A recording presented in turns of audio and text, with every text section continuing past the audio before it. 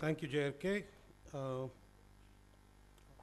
Thanks for Damodaran for agreeing to, allow me with technology first. I was a bit concerned to operate. And thanks for ICT Academy for giving us opportunity. We're very happy to be with them. And ladies and gentlemen, I'm going to talk about a new one. It's a brief given to me was talk about government, how to be nurturing. So I'm going to talk about a case where it's bigger than government, how the society 2.0 is going to be there. This 2.0 is the correct now.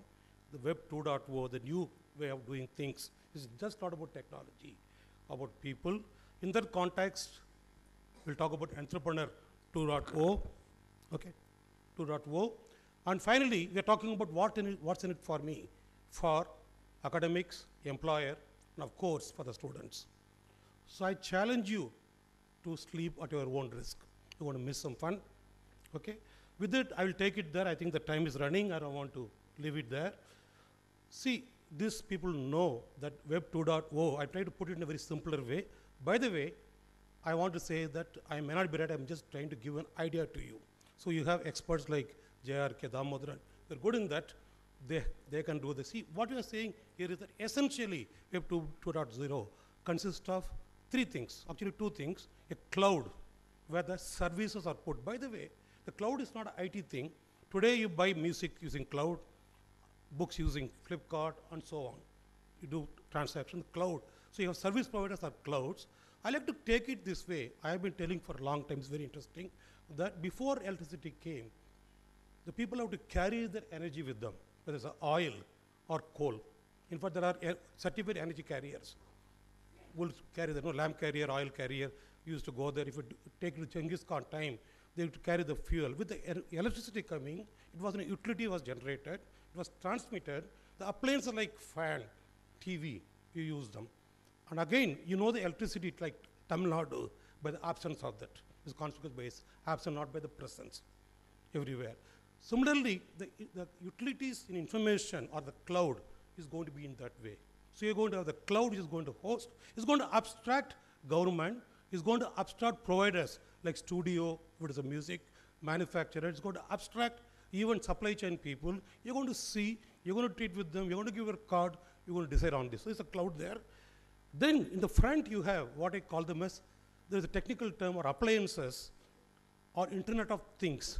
They are different from electrical appliances in the sense that they are smart and intelligent. They store your data. In fact, if you forget, Google will know what you have done. Look, I believe Facebook data is being used by US government for filing a FIR. They can use it to use that. So there are smart devices, or the smart things, like you have smartphones, tablets, smart TVs, PCs, smart tools like fridge, whatnot, everything going to be smart. I believe there is an intelligent thermometer which has been introduced called Nest. Then you have people, which is called Internet of People. By the way, one of the argument I'm going to give it, at this age, society 1.0, you have people in the house or in the school or in the play, people in the office, that's going to go off.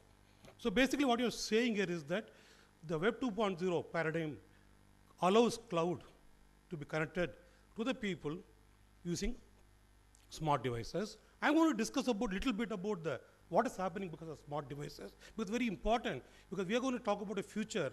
These people are going to come 4 years down the line. This disruption should be taken into account, and also about certain thing about the people. The cloud, I'm going to leave it to. There are enough experts available. I'm not expert into that. So now, if you talk about Web 2.0, this is a complicated diagram, and a lot of people talk about a lot of things. There's a company called Conversion Prism. I think they try to put it in a particular very nice lotus diagram. He said there are 22 categories, try to put him in various things. People like Facebook, Google, or Apple were very good in Web 2.0, taken 2-3 categories. I try to put it in a tabular form for your benefit. So for example, very interesting, you know about video aggregation, YouTube, you know about search is Google, and so on. What is very interesting is that you have Facebook, which has got two things. It is a social network and live stream. We have spoke timeline, it's about live streams. Live stream is a new concept. There is a very interesting website you must know called Pinterest, which is a very, it's a picture and social bookmarking website, which has got 11 million hit. And we thought that this Web 2.0 is a phenomena of commerce or technology. No. There are two instances I want to talk about. A, we have this Haiti disaster. How many of them know about Haiti earthquake? How many of them? It's happened about 3 years back. What has happened is the Haiti earthquake, people went, the agency for the disaster recovery agency, other people went there, but they don't know whom to help. They used SMS to update a toll-free number saying that this particular place wants food, this particular place wants children food, this particular place wants blanket. It went into New York, put it on the web platform, then the message was given to these people. It's a very interesting, Ushahidi is the website name. There is a duplicate into Africa. They use SMS for a crowdsourced disaster relief. And the whole Arab Spring, whether it is Egypt or everything has believed there is a crowdsourcing of political opinion that seems to have happened. So what is going to happen with society or people or education? Some of them is going to work on this here. Now, we are talking about smartphones. This is a smartphone or tablet, I'm putting them together. They are going to be a Swiss army for accessing the information. So if you take smartphone here, I could do everything. You can do phone, you can do music, you can do visual memo, dictionary, clock. We can do various things. I believe there are some thousands of applications, thousands of categories. What is very interesting is that I find there are 1 million download for a stethoscope in iPhone. You can use it as a stethoscope. You get to know. If you used it earlier, it will tell you what is the change. It's uploaded there. You can use it for BP, mosquito repeller. And my daughter has been telling me I'm not taking it for hair loss. I said I lost all my hair. I don't care. There is a guarantee also, except that the price is very high. There is a very serious application. They give a guarantee. And very interesting thing, there is a personalized assistant. Use the word personalized assistant. How many of you know Siri? SIRI. Heard about Siri? Can you tell me what is Siri? Siri is a voice-based artificial intelligence assistant which takes your meaning and convert it. You can tell to book a movie with your wife and inform the wife. It will do that. You can go into that. This is about contextual search.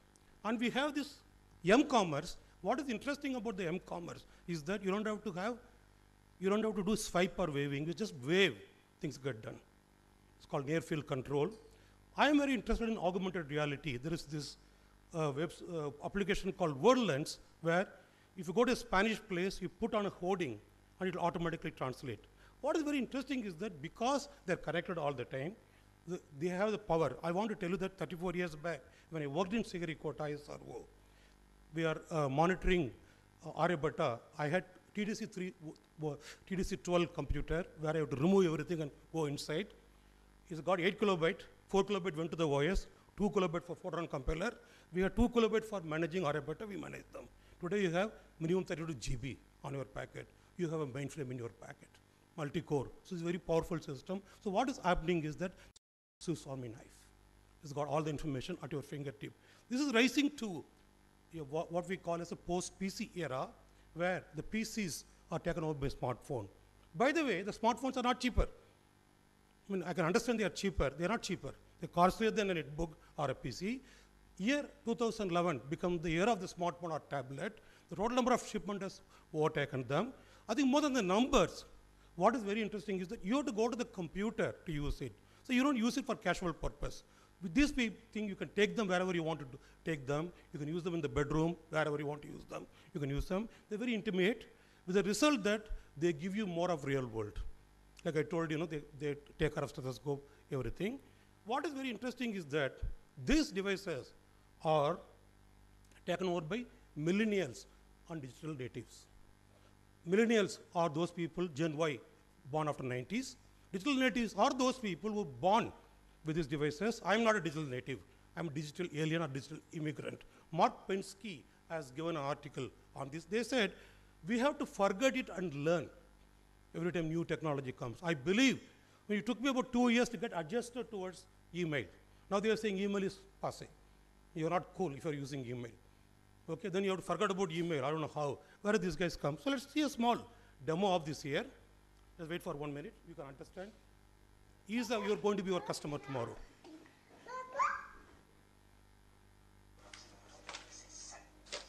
So for her, why the magazine is not interactive? This is a 1-year-old kid, used iPad. What's wrong? They're very costly magazines. By the way, we pay money and go through them. They are Sports Illustrated, costly magazines. Something is broken.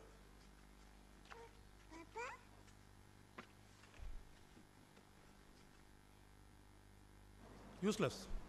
Is there something wrong with my finger? But finger is okay.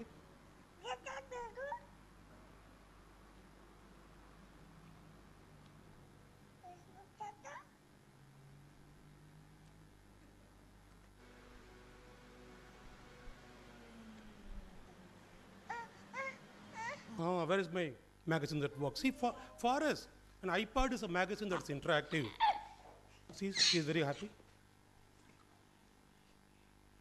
So very interesting. For us, iPad is a magazine which is very interactive. That's where we come from.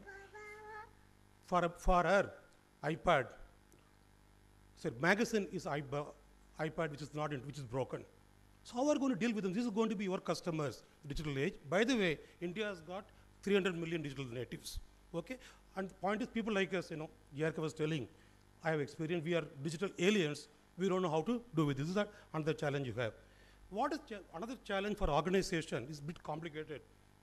Don't worry about this. This is based on a theory given by Professor Venkat Ramasamy and late Dr. C.K. Prahlad. It's a very seminal book called The Future of Competition.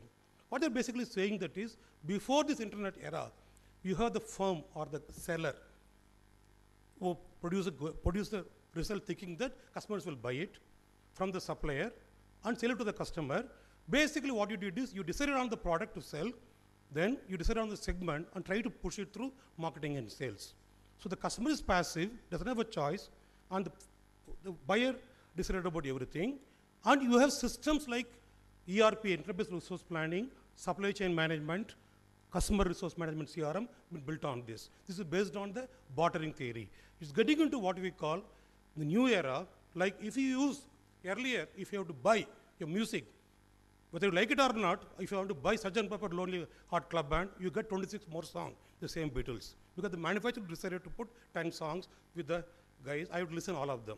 Whereas today, I have a playlist of Beatles, a particular variety. I